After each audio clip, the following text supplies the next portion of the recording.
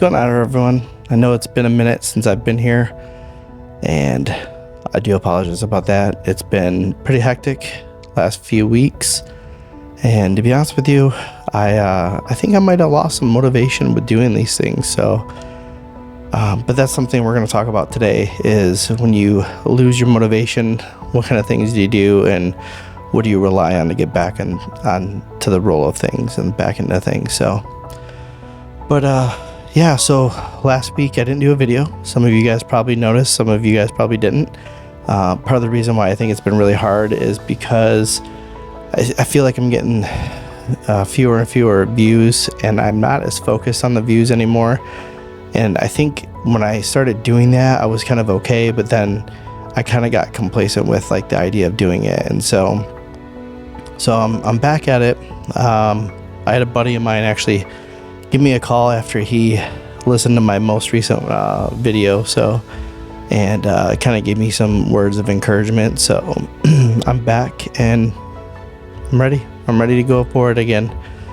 Give everything I have, and hopefully, continue to go through this journey. So, with that being said, what happens when we kind of lose focus on things? And, I've talked about it a few times, having accountability partners, that's huge. And, but it's got to be more than just that. You got to have some ownership on your own. You got to be able to do things on your own to be able to get into the Word and to be able to live it. And I feel like it's very, very hard to do that. Sometimes the world makes it very hard to do that, and we have to stay focused on it and remind ourselves. I was watching a reel before I did this. I probably should have been praying. To be honest with you, that's one of the areas I've been kind of following, is praying and asking God to show me what it is that He wants from me, and to have Him reveal His plans for me, and allow me to be open and obedient to those things, and to be able to move when asked. So I have been doing that, but I need to be doing it more when I'm doing things like this, like when I'm talking to you guys, and I'm, before I read the Word, I need to be praying for Him to be showing me what it is that He wants me to read. I'm still going through Acts.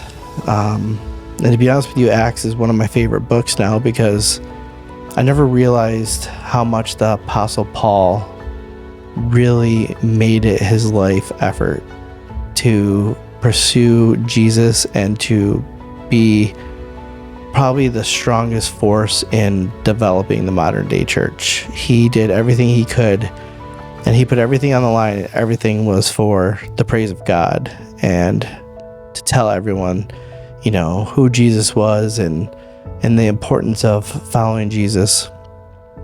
And it's crazy to know he went from someone that was persecuting Christians to someone that was trying to get people to come to Christianity, and to know how much of a 180 that was, and what it looked like. And the Apostle Paul was, to me, probably the one of the most influential people that you read in the Bible. And he's one of those humble leaders that sometimes slips up, and you'll see him say it in some of the things that he says in some of the books that he's written, where he tries to be as humble as possible, but he'll admit he's not perfect by any means. But you hear him talk about running your race and running the race, and how he's focused on being obedient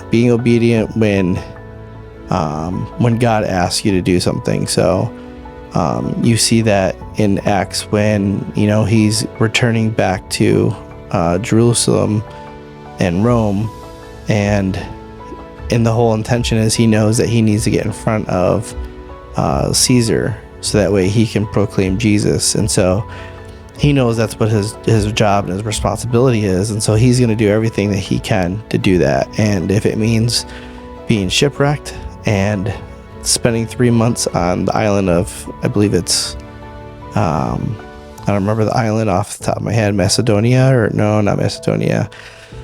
I know the island, I can't think of it off the top of my hands, or off the top of my head, but But to know he was, 3 months there and had to do what he had to do. And you just see everything he did from the moment Jesus made him blind to the moment Jesus opened his eyes was 100% about Jesus. And was he perfect in all of that? No, he wasn't. And sometimes we have to remind ourselves that we're not going to be perfect, and that's okay. Like, we have to know and understand that we're not perfect, but our job is to repent, turn towards Jesus, and then continue on that path. And always to try and remember to turn and refocus ourselves on Jesus. So that's one of the things that I've been trying to do. I've been trying to do that in everything that I do. I've fallen behind in, my leadership in my home. And I think a lot of it has to do with the fact that I haven't been making Jesus first, and I haven't been making God first, and I need to do that. So here's the getting back to living a God first life. And this is part of the journey that's tough.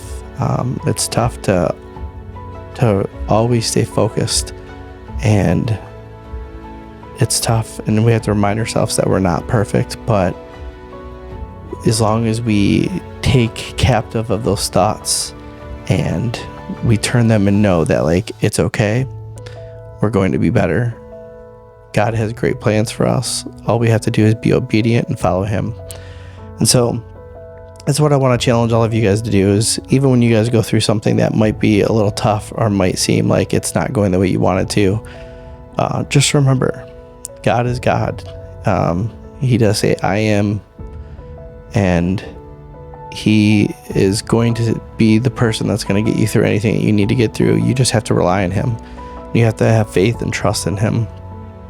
And I heard it best the other day that anxiety is a trust issue, trusting that God will answer for tomorrow and God will take care of tomorrow. God's already been there. He already knows what's going on. He knows what's going to happen, and he has a plan for you. And your job is just to continue to live that plan and trust that he's going to take care of everything that needs to be taken care of, and live your life that way.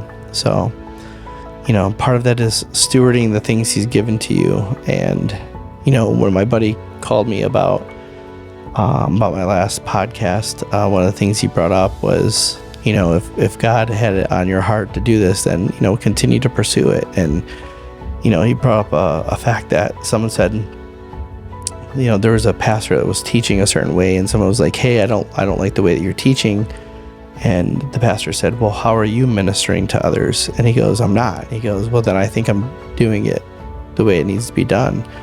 And I think the message there is just doing it. Like, if it doesn't get to everyone, or if everyone doesn't like it, then that's fine. But, like, do it, because someone is going to pick it up, and someone's going to hear it, and someone's going to walk closer and step by step with Jesus. So we have to just be bold in our faith and just continue to do that. So I challenge all of you guys to be bold, continue to be in prayer, continue to do the things that glorify God in each and every day, and just remind yourself, you're not perfect. You're never going to be perfect. But at the end of the day, you need to ask yourself, like, did I do all the things that I could to glorify God in everything that I did? Did I pray about the decisions that I need to make? Did I pray about my finances, or did I pray about all the things like we have to include all of that. We have to include prayer and thanksgiving, so that way we can feel the peace that God has for us, and we need to give it to him and trust in him. And it's hard to do. It's very, very hard to do. And we can't expect ourselves to just remind others to do it. We have to show them what it looks like. We have to live that life. And I think that's something that Paul maybe could have done a little bit better. And I think that's one of his downfalls, was sometimes Paul was about telling people how to do things, even though he showed them how to do things. But he was definitely about trying to give the advice that needed to be given. And some of us aren't ready to be Pauls yet. Some of us need to live the life of chasing Jesus, and in that process we'll become Pauls.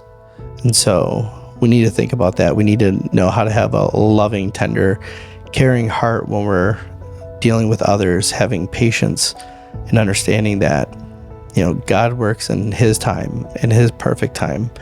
And we should stay focused on the fact that as long as we stay obedient to sharing the gospel with him and sharing the good news, that we will accomplish the mission and we'll finish the race. So let's continue to run our races. Let's continue to stay focused and be in the Word and continue to pray. And hopefully each and every day we can do all the things that we do to glorify God. So hopefully you guys are having a great day. It's good to be back.